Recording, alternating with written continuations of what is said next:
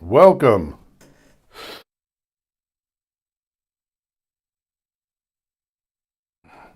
I started the Mark Z Drumcast at an inopportune moment in the middle of a sneezing fit.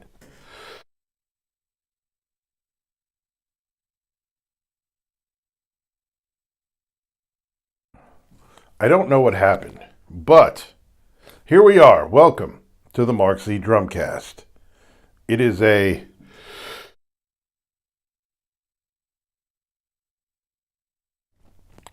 This is crazy. It is a sneezy Wednesday morning.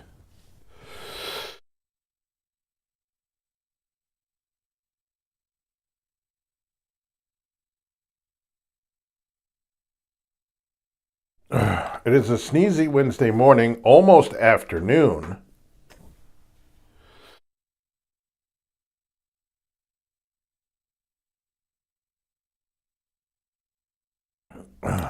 And you may be witnessing the beginning of some malady that I may be coming down with. Who knows?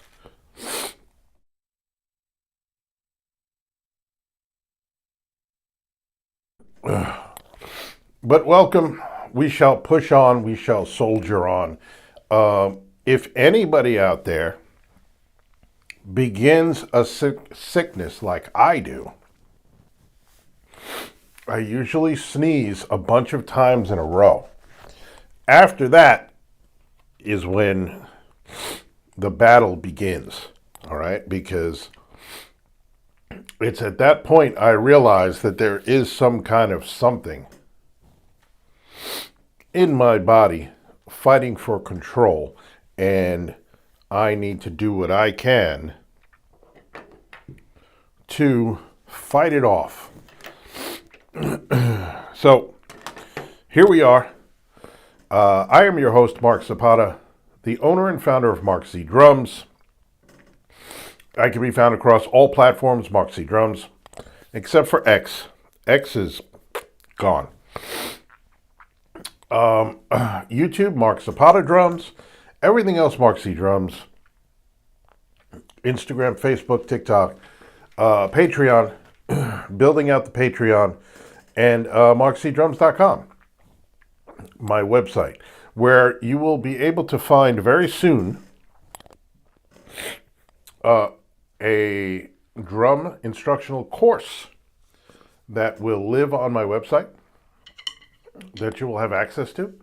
And you can come and visit me here on Mark Zapata Drums on YouTube to decide if my course is something that might interest you. You get a little glimpse and a little taste of what I do here by checking out my other videos. I'm working on some new instructional videos that will be coming up soon, and some other drum covers and things like that. And of course, there's always the content I've already put up. There is always the live performance videos of myself playing concerts and other things on my YouTube channel. So please go ahead and explore, and feel free to jump on the chat. It would be great to talk to anybody, to field some questions, or just to have a chat with whoever is on the channel right now. I know it's a tough time of day because it is in the afternoon. Maybe people are on their lunch breaks, but it is in the afternoon, and people work. Of course, I do not work till later in the day.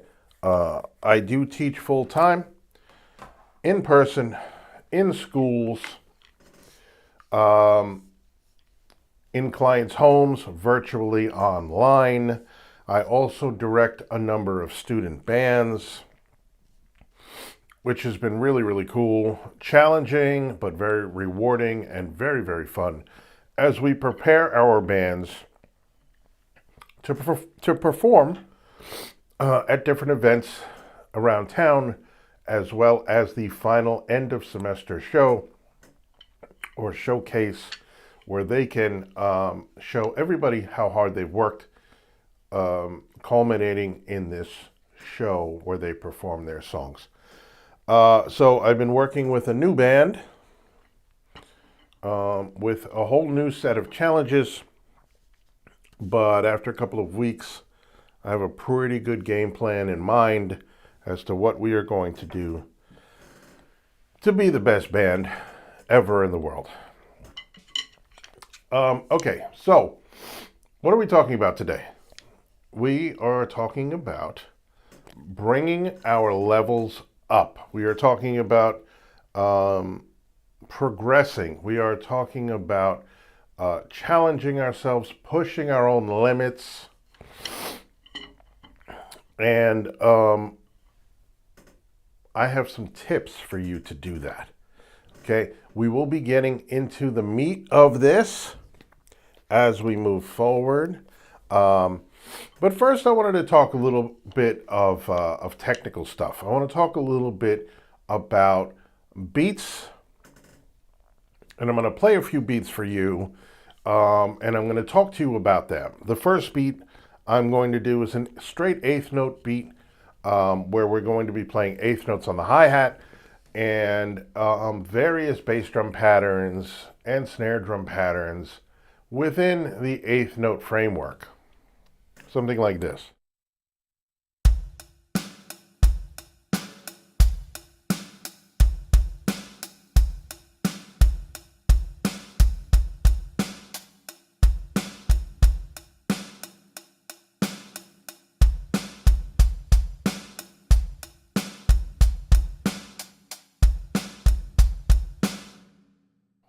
If you notice, all of my bass drums and snare drums are hitting on the hi-hat, which means we are hitting on the eighth notes. Let's do the same thing a little faster. We're going to bring the speed up a little bit.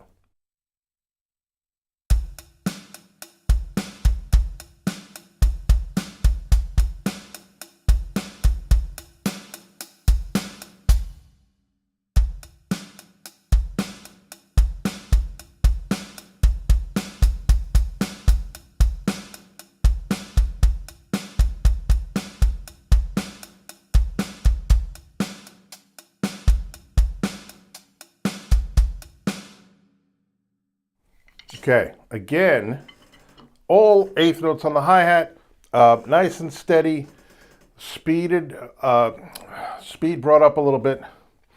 All bass drums and snare drums landing on the hi-hat. So we're still playing eighth notes on the bass drum and on the snare drum. Let's vary up the snare drum part a little bit. And something like this.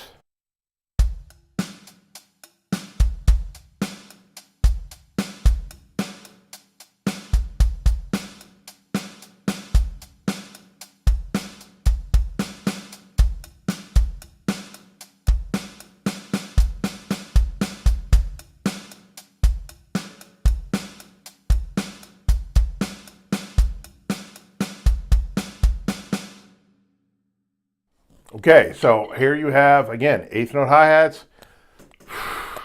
Looks like the sneezing has gone away. I'm going to have to deal with that after the show. Vitamins, echinacea, some emergency. I think I have some in the kitchen.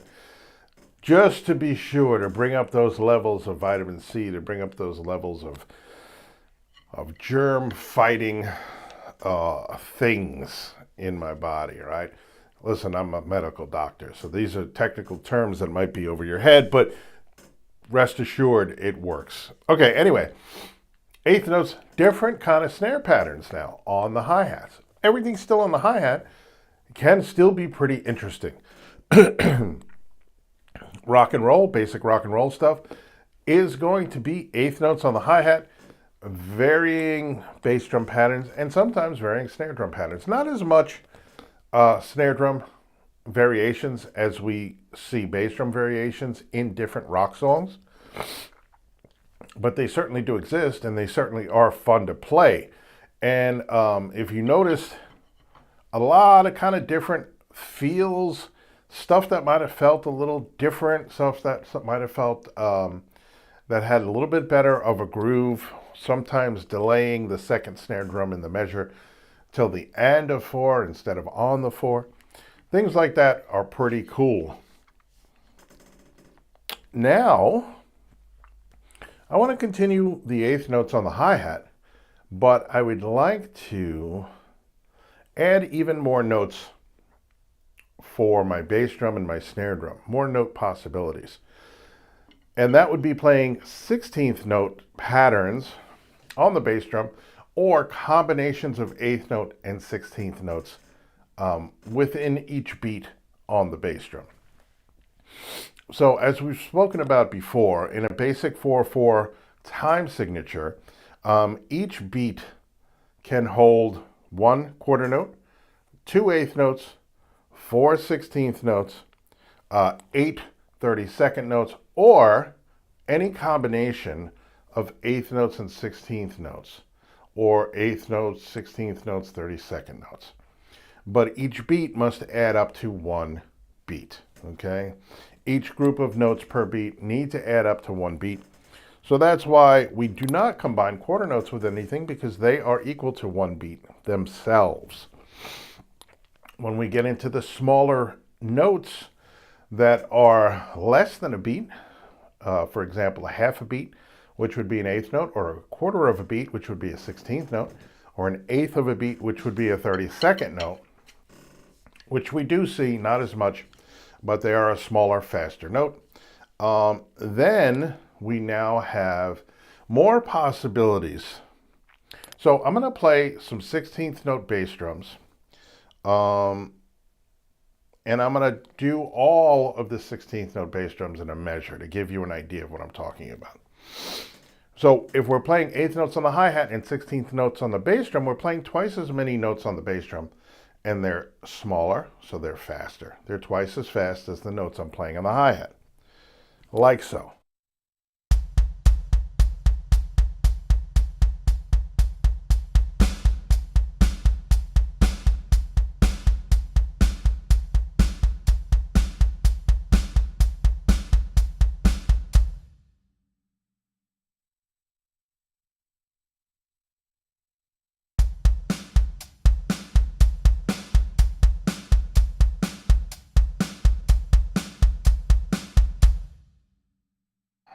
Depending on how you're counting it, you could also say I'm doing quarter notes on the hi-hat, 8th notes on the bass drum. But let's stick to the 8th notes on the hi-hat. 1 and 2 and 3 and 4 and 1 and 2 and 3 and 4 and...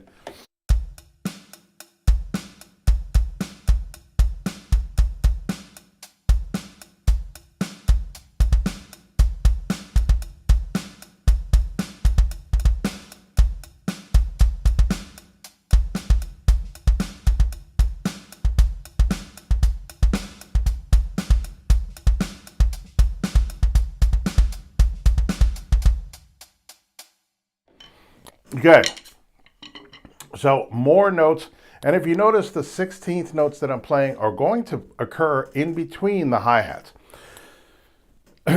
Like 1 E and 2 E and 3 E and 4 E and, okay?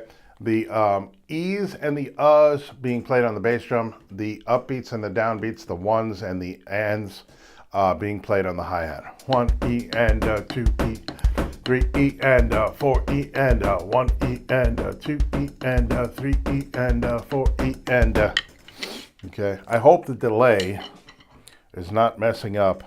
Hold on, let's try.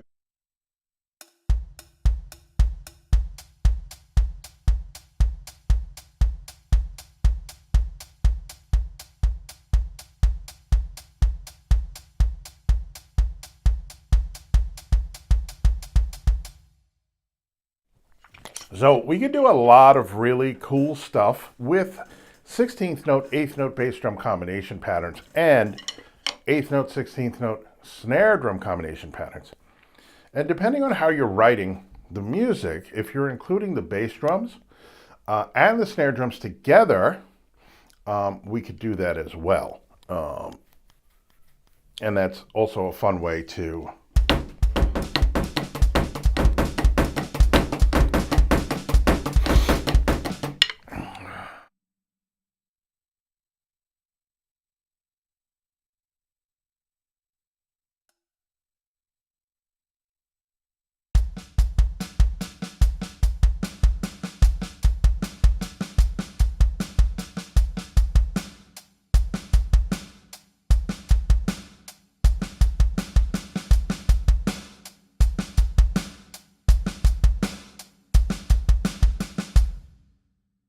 So you notice that some of my bass drum notes and my snare drum notes are occurring while this snare drum stick, this hi-hat stick is up in the air, right? So it's absolutely the opposite of the eighth notes, which is where the E's and the U's live.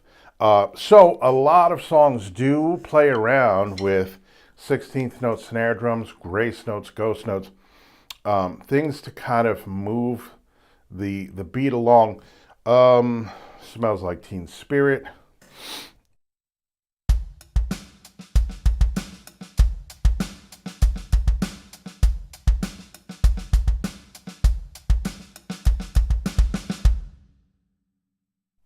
And a lot of other songs, Red Hot Chili Peppers, for example.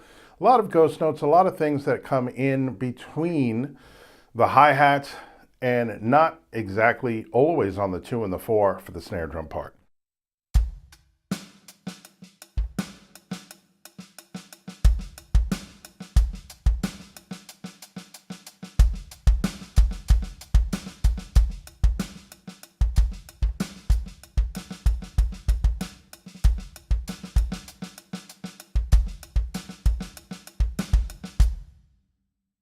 Sometimes you'll notice that for brief periods of time, we have a single stroke roll going between the hi-hat and the snare drum, where my right hand is playing on the hi-hat, my left hand is playing on the snare drum. Sometimes it occurs for just a couple of notes, and that's enough to give the beat itself, the snare drum pattern, a little more interest.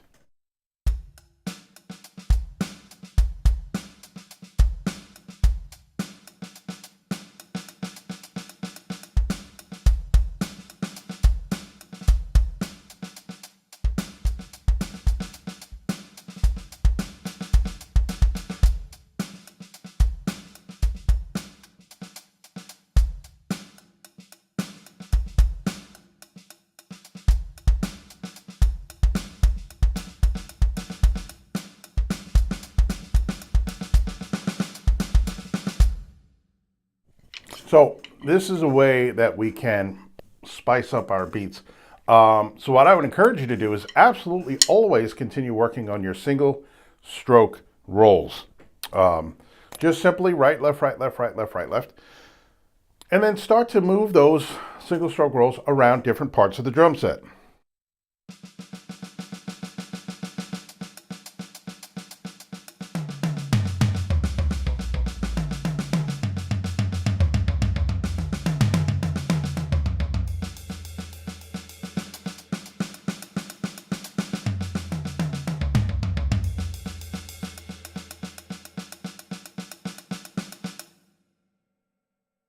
Because the more you get used to playing those single stroke rolls and getting them up to speed and getting them really solid, you can start to incorporate them in between like your snare drum and your hi-hat when you're playing beats, or even moving completely to the hi-hat with 16th notes, which I like to do for some songs.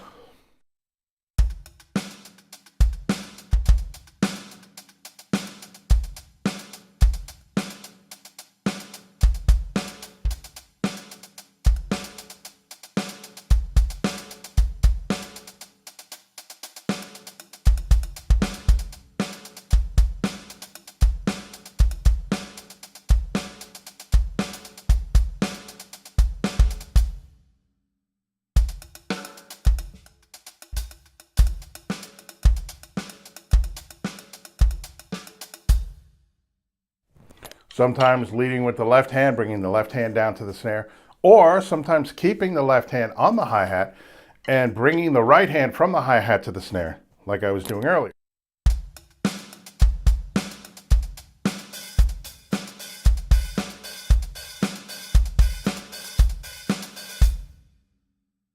Which is another way I like to do hi-hat centric beats with 16th notes on the hi-hat, bringing over the right hand on the 2 and the 4 for the snare. All kinds of different ways to play it, but work on those single stroke rolls because they really, really do help with playing really cool figures on the drum set during your drum beats. And again, when we're playing eighth notes, because eighth note is the smallest note we're playing in the beat, in the rock beat, That's as small as we have to count. If we want to start playing 16th notes on the bass drums and on the snare drums, we can then start to count 16th notes, and it'll make it easier for us to understand exactly what's going on. And especially if we're trying to figure out a beat that is played like that, where are those extra bass notes hitting? We count the 16th notes instead of the 8th notes.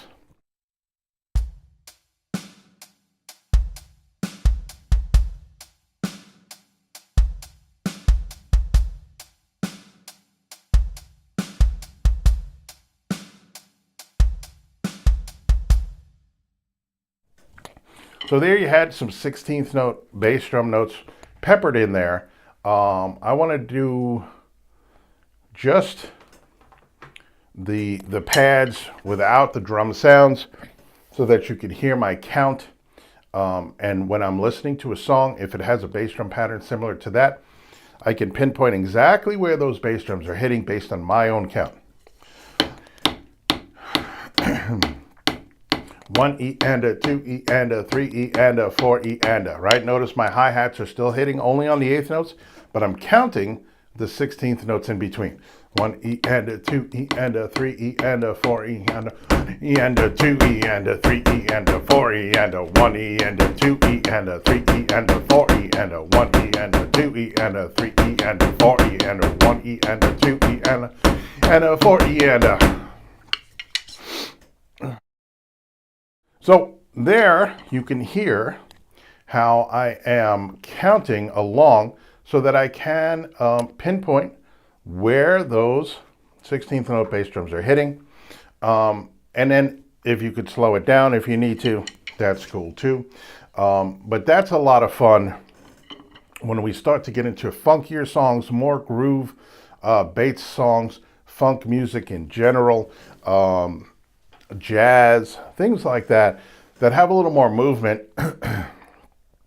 and don't sound quite as, I would say, plodding as an 8th note rock beat. 8th note rock beats are really cool, and there are things you can do using space between notes that can make them very interesting.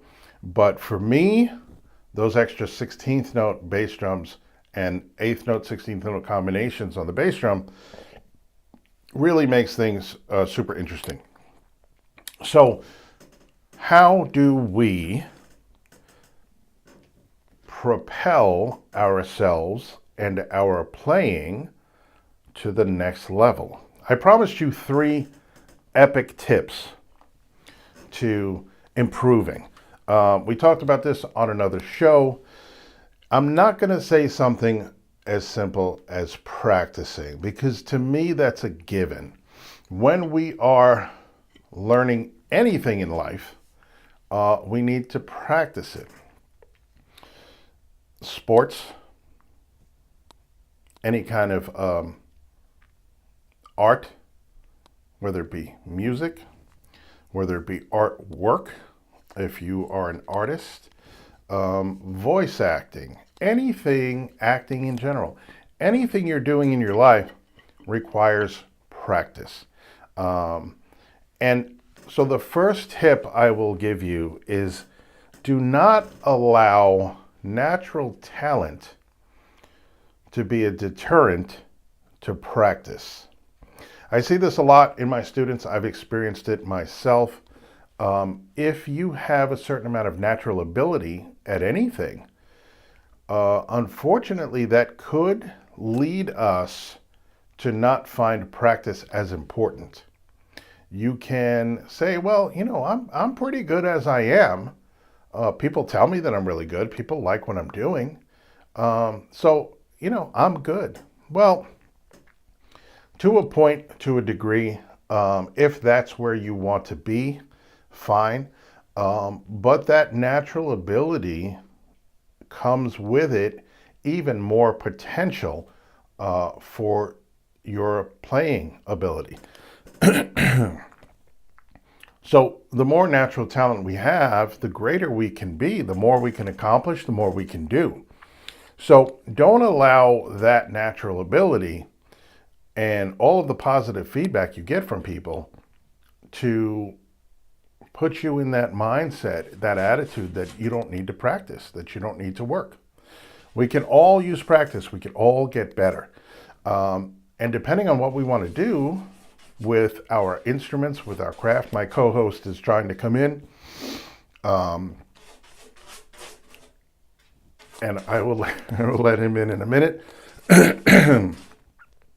But don't let those gifts that you have, those natural gifts that you have, put you in that mindset where, hey, I don't have to practice, right? That's number one. And so practicing to me is a given. It's something that we need to do as much as we can, every time we can, because the whole idea is to push ourselves, right? The whole idea is to push our limits, right? To try to reach heights and goals that we haven't yet, or that maybe we don't know that we can, or we're not sure that we can. So the idea is not to limit ourselves. The idea is not to decide that we don't need to work. We always need to work. And I will offer you this little tip, this little trick, in addition, is that give yourself we could start off with a week of practice. If you're somebody that doesn't practice, you don't feel like you need it, give yourself a week, work on something that you may feel you want to get better at, or whether it's a song that you want to learn, and you haven't quite gotten it yet. But when you do sit down and play, you like to play this song, but you're not really nailing it because you're not practicing it. You're just having fun playing it. Give yourself a week of consistent practice, 15 minutes a day, 20 minutes a day, every day for a week, and that includes the weekends. 15, 20 minutes is not a lot out of your day to put towards this. And at the end of that week, honestly evaluate if you have made progress, if you can play that song better, if you are faster, if you are reading music better, whatever it is that you decide to focus on for that week. Honestly evaluate where you are at the beginning of the week, where you are at the end of the week, and then you can have a better understanding or a better opinion of whether or not practice works. I often bring my students in for a lesson, and we will do a 5-minute practice session within that lesson of something. And I will try to point out to them, hey, look, remember how you started this 5 minutes ago? Look how much better you're playing this now after concentrating and focusing on it for 5 minutes. Imagine if you did it for 10 minutes or 15 minutes, and you did it every day of the week, or at least 4 days a week, however many days you could fit in, but you committed to it. What do you think that would do for your playing? How much further and faster do you think you will progress? So then after a week, if you find that it's helpful and beneficial, try to stretch it out to 2 weeks. See if you can keep it going. See how long you can keep it going. See if you can make a habit out of it. Okay, so one of the tips is to try to find the value in practice. And think about what you think of practice. Think about what your own idea of practice is. How do you feel about practice? Does it work? Does it not work? Is it a waste of time? Is it essential? What are your thoughts on practice? And then give yourself that time to really test out your theories. After a week, did I improve? Am I better? Do I feel better playing something that I was uncomfortable with before? Am I faster? Do I have more endurance? Do I get less tired? All of this stuff. Does the song sound better that I'm playing? All of those things. Give yourself that time to challenge your own beliefs about practice and your playing. The other thing is listening. We have to make sure that we listen. One of the things that I'm going to bring up to one of my bands that I've been working with for a little while now is the fact that I believe that all the members of the band do not listen to each other. They listen to themselves. They listen to what they're doing. They're only interested in what they're doing. And when you're new to a band situation, this could be a way that you approach your instrument.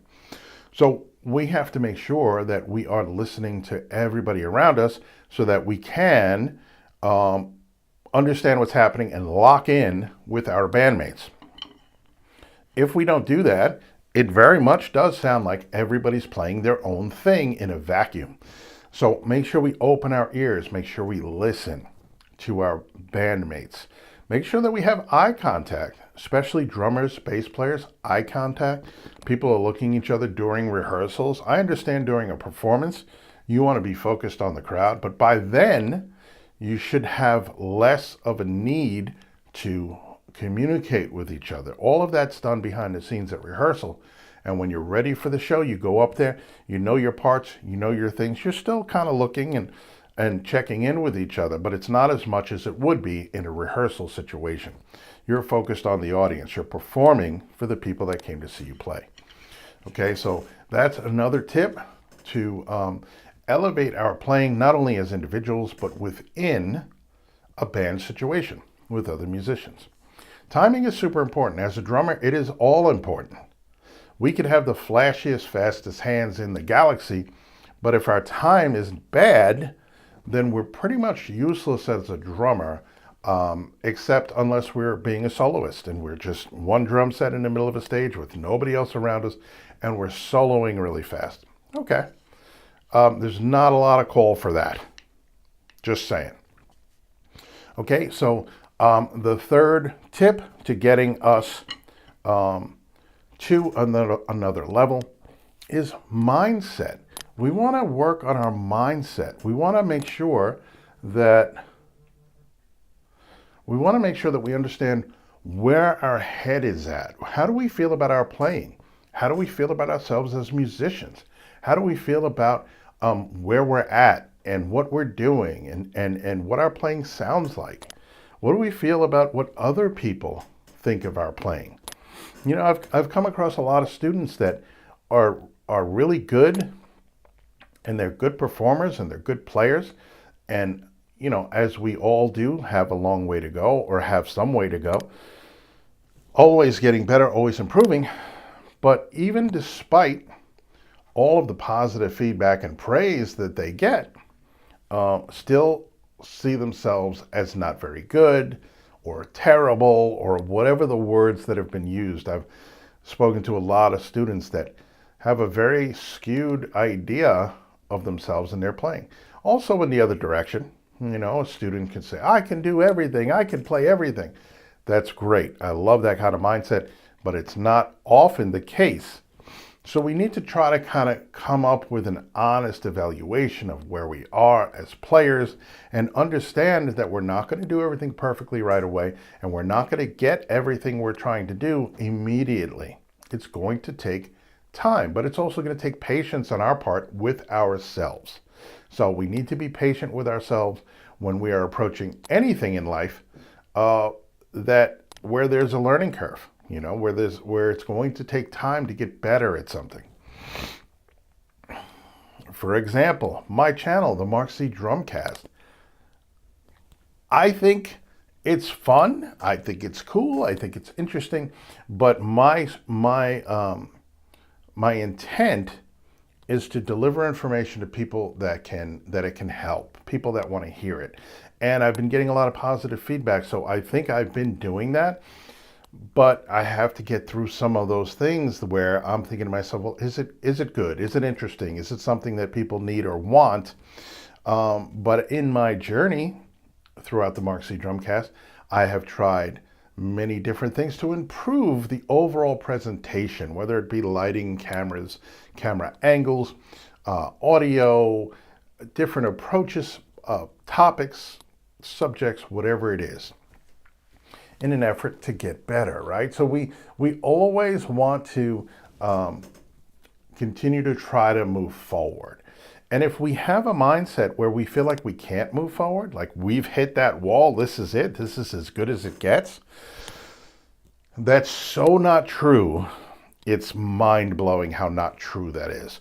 So if you kind of feel that about yourself, It is not true in the least little bit. We can always improve. We can always get better. You get out of it what you put into it. Okay, so mindset is a huge part of our growth as musicians.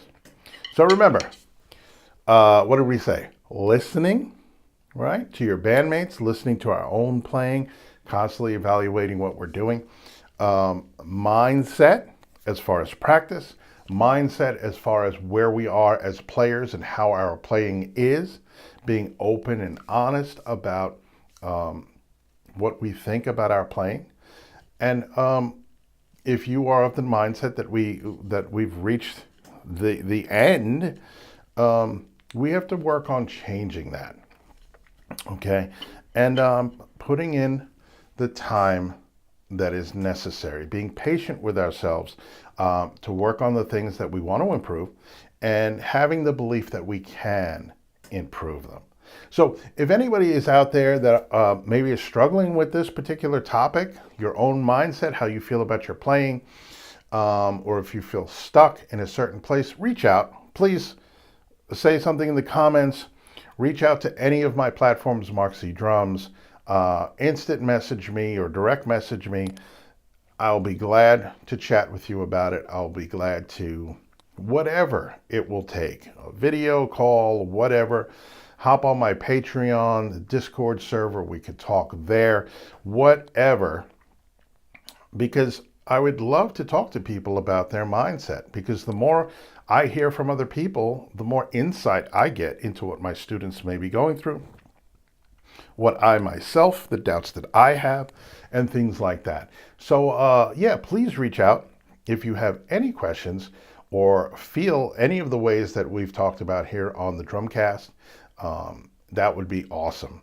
So please go check out my other videos on Mark Zapata Drums on YouTube, Instagram, TikTok. Like, this is my main space right here. And I do this show Mondays, Wednesdays, and Fridays around noonish. And I'm toying with the idea of doing a show that I can do in the evenings after people get back from work, because I would love to have some more interaction with people and really kind of in real time talk to people. So thank you very much. Watch out for my online drumming course, MarkZDrums.com. Also my Patreon at MarkZDrums.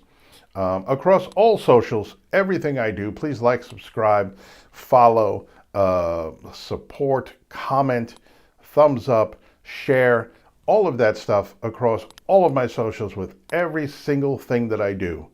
It would be greatly appreciated. Thank you all for watching, and I will see you on Friday. Have a great week.